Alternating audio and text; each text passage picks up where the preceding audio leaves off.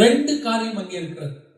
ஒன்று, பெட்டி வெளிப்பிரகாரமாக அது தோளின் மேல் சுமக்கப்பட வேண்டும். அது வண்டியில வரக்கூடாது.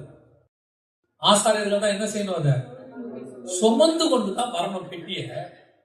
இவங்க இப்ப என்ன பண்றாங்க? பெலிஸ்தர்கள் பெட்டியை எப்படி வச்சு அனுப்பிச்சு விட்டான்? வண்டியில வச்சு அனுப்பிச்சு விட்டான். இவங்களும் இப்ப எந்த மெத்தடுக்கு வந்துட்டாங்க? வண்டியில வச்சு கூட்டு வர மெத்தடுக்கு வந்துட்டாங்க. அதான் நான் சொல்வேன், பல நேரங்களில கர்த்தர் நமக்கு ஒரு முறைமையை சொல்லி கொடுத்திருப்பார்.